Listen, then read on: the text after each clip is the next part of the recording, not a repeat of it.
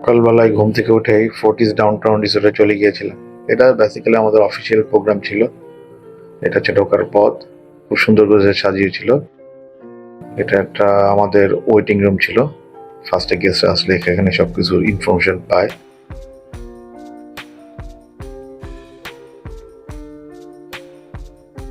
ভোরবেলা হওয়ার কারণে এখানে লোকজন ছিল না। ভোরবেলায় যাওয়ার কারণ একটাই ছিল যে আমি রিসোর্টটা ঘুরে দেখবো। লোকজন একদমই ছিল না, জাস্ট শুধু যারা কর্মচারী তারাই ছিল। এটা ঢোকার পথে পরে খুব সুন্দর ছিল জায়গাটা।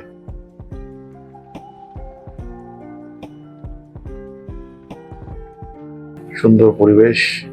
আসলে তো গরমের দিন, ভোরবেলা হওয়ার কারণে এখনো সূর্যের তাপটা তো বাড়ে নাই, এই কারণে ঘুরতে ভালো লাগতেছিল।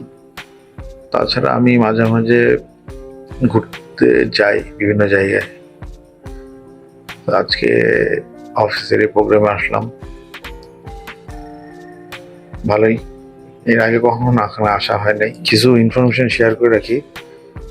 এখানকার ডে লং প্যাকেজও আছে, আবার ডে ইভিনিং প্যাকেজও আছে। ডে লং প্যাকেজ হচ্ছে 2100 টাকার মতো, 2100 নাহলে হ্যাঁ 2100 সামথিং। এই প্যাকেজে সুইমিং পুল প্লাস হচ্ছে বাফেট লাঞ্চ থাকবে। আর ইভিনিং যে প্যাকেজ যেটা আছে সেটাও ভালো, সুন্দর। মানে ডে লং প্যাকেজের জন্য এটা ভালোই, বিশেষ করে ফ্যামিলি যাদের বাচ্চা আছে ফ্যামিলি নিয়ে আসতে পারবে। খুব সুন্দর, খাবারের মান ভালো। আমি আগেই বলে দিচ্ছি খাবারের মান ভালো, কারণ আমি এখানকার যে খাবারগুলো সেগুলো সবগুলো মানে মর্নিংয়ের যেই ব্রেকফাস্ট যেটা ছিল, মানে আমাদের অফিসিয়াল প্রোগ্রাম ছিল এই পরোটা, ডিম ভাজি, খিচুড়ি, তারপর ফলের ভিতরে ছিল আনারস, তরমুজ। তা আমি বলবো যে মান ভালো ছিল। বিশেষ করে চিকেন মানে মুরগির যে টেস্টটা এটা অসম্ভব ভালো ছিল। কফি তো ছিলই, আমি এক্সট্রা করে কফি অ্যাড করে খেয়েছিলাম। আমার সাথে আমার কলিগ ছিল, দুজন মিলে সকালের যে নাস্তাটা সেটা খুব উপভোগ করলাম। অনেকদিন পর দুজন মনে হয় এখানে বসে গল্প করছিলাম, আবার এমনি টুকটাক কথা, আবার হাসাহাসি হচ্ছিল, ভালোই লাগতেছিল। আসলে মাঝে মাঝে মনে হয় যে এটাই ভালো। তারপর ব্রেকফাস্ট শেষ করে আমরা একটু নিচে আসলাম, মানে আমাদের সিনিয়ররা ফোন দিয়েছিল যেটা নিচে আসেন সবকিছু দেখভাল করার জন্য। তা আমাদের আসলে ইভেন্ট ম্যানেজমেন্টে সবকিছু করছিল, জাস্ট ফর শুধু অফিসিয়ালি ভাবে আমরা টুকটাক লুক আফটার করছিলাম যে আমাদের গেস্টরা ঠিক মতো আসতে পারছে কিনা, তাতে কোনো সমস্যা হচ্ছে কিনা, দ্যাটস ইট। এর মাঝেই আমি সব ফুটেজগুলো ভিডিও করেছি, যাতে আমার স্মৃতি হিসেবে, মানে আমার যেটা ভ্রমণ স্মৃতি হিসেবে থাকবে। তারপর আমি ওই সকালেই ছাদে উঠেছিলাম। আসলে এই ছাদটা কেউ এক্সপ্লোর করতে পারে নাই আমাদের টিম মেম্বাররা। যখন আমি আফটার প্রোগ্রামে যখন অফিসে জয়েন করি তখন অনেকে জানতোই না যে ছাদে এত সুন্দর একটা পরিবেশ আছে। পরে তারা আফসোস করছিল। তা আমি তাদের বলছি সমস্যা নেই, আমার ভিডিও দেখে আফসোসটা একটু মিটিয়ে মানে ইয়ে করবেন, কষ্টটা মোচন, মানে যেটা বলে সরি, এটা দুঃখটা মোচন করবেন। সুন্দর ছিল ছাদের পরিবেশটা। ওখান থেকে আসলে সবকিছুই দেখা যাচ্ছিল। তারপর সুইমিং পুলে এখানে আসলাম। সুইমিং পুল তো আমার কাছে সবসময় অলওয়েজ ফেভারিট। দুঃখের বিষয় হচ্ছে যে সকাল হওয়ার কারণে মানে কেউ নামছিল না বলে তাই নামা যাচ্ছিল না, কিন্তু এত সুন্দর লাগছিল কি আর বলবো। তা এমনি পরিবেশ সুন্দর। তা আমি এখানে একটা ছোট একটা ঝর্ণা ছিল, তা ঝর্ণার ভিতরে যে মানে পানিতে, ঝর্ণার নিচে যে পানিতে ওখানে যে কচ্ছপ আছে এটা তো আমি ফার্স্টে খেয়াল করিনি। পরে ভালো করে খেয়াল করে দেখলাম যে অনেকগুলো কচ্ছপ আছে। কচ্ছপ দেখেছি, জীবন্তই দেখেছি, কিন্তু পানির ভিতরে কচ্ছপ এর যে চলাফেরা এটা আমার কখনো দেখা হয়নি। This is my first time. আর এই কচ্ছপটা দেখে তো ফার্স্টে মনে হচ্ছিল এটা মনে হচ্ছে কোনো প্লাস্টিকের তৈরি। পরে ভালো করে খেয়াল করে দেখলাম যে না, এটা একটা জীবন্ত কচ্ছপ।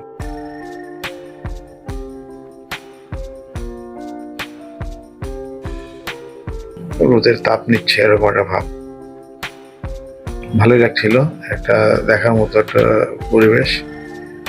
তাছাড়া কচ্ছপের ব্যাপারে আর কি বলবো, নাই বললি আর। দেখতেই ভালো লাগতেছিল, নিজেদের মতো ঘুরে বেড়াচ্ছে। তাই এটা একটু ভিডিওটা বেশি করে রাখলাম, যাতে নিজের জন্য, যাতে যে আমি নিজে দেখেছিলাম এটার একটা প্রমাণ থাকলো।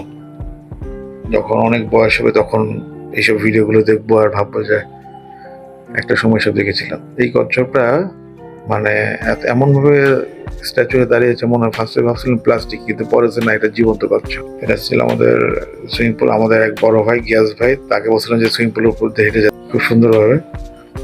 আমি তো ফার্স্টে ভয় পেয়েছিলাম যে সেখানে পড়ে যাবে। এটা হচ্ছে আমাদের যে রিসোর্ট, সেখানে একটা খুব একটা ভালো একটা জিনিস, মানে ভালো একটা প্লেস গিয়ে বলা চলে, যে এখানে সবাই শারীরিক চর্চা করার জন্য বেশ, বা খেলাধুলাও করার বলা চলে। এটা খুব কম্পিটিশন টাইপের খেলাধুলা, অনেকটা আর্মি ট্রেনিং এর মতো।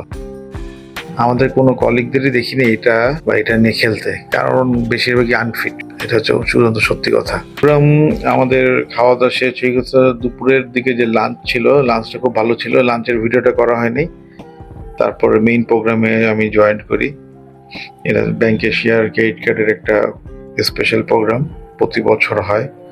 আর এই প্রোগ্রামের জন্য আমাদের পুরো হোল ব্যাংকে শেয়ার যারা স্টাফরা সবাই অপেক্ষা করে। খুব সুন্দর হয় প্রোগ্রামটা, নাচে গানে আনন্দ নিয়ে সবাই উদযাপন সেলিব্রেশন করে এই প্রোগ্রামটা। এক কথা অসাধারণ।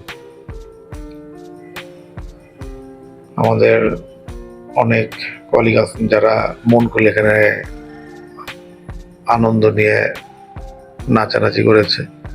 আসলে সারা বছর এত প্রেশার থাকে, তা তাদের এই আনন্দ উল্লাস দেখলে খুব ভালোই লাগে, যে একদিন তো একটু মন খুলে একটু নাচানাচি করুক, এটাই মনে হয়। তাই এইভাবেই আমাদের প্রোগ্রামটা হয়েছিল। আর অফিসিয়াল ভাবে যারা ভিডিও করেছিল, ওই ভিডিওটা আমার এই ভিডিওর পরে আমি অ্যাড করে দিয়েছি। ওটা দেখলে বোঝা যাবে যে প্রোগ্রামের অফিসিয়াল প্রোগ্রামটা।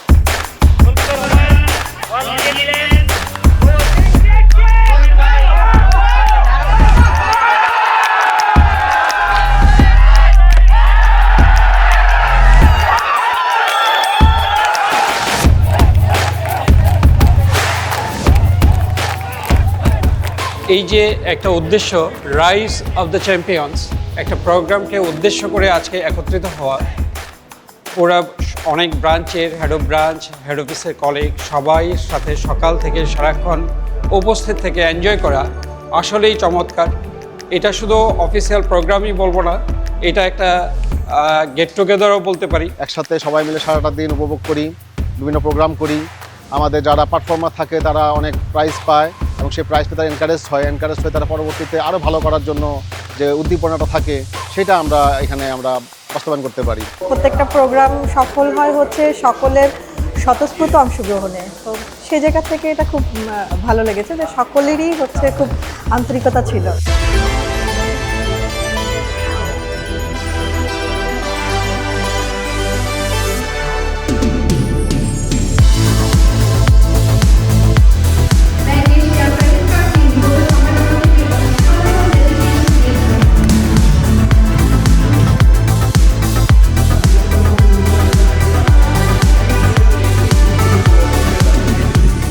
আপনি যখন যুদ্ধক্ষেত্রে যান তখন আপনার যদি সরঞ্জামাতি যদি ঠিক না থাকে তাহলে যুদ্ধক্ষেত্রে আপনাকে খালি হাতে ফিরে আসতে হবে এবং আমরা এটা চাই না। আমরা চাই যেন আপনাদেরকে সব ধরনের ইকুইপমেন্ট, ট্রেনিং বলেন, আপনাদের সুযোগ সুবিধা বলেন, এই ধরনের অনুষ্ঠানগুলোকে আমরা আরো চেষ্টা করবো যেন আরো প্রতিনিয়ত হয়, যেখানে আমরা একে অপরের সঙ্গে আরো স্ট্রংলি যেন আমরা বন্ধন করতে পারি।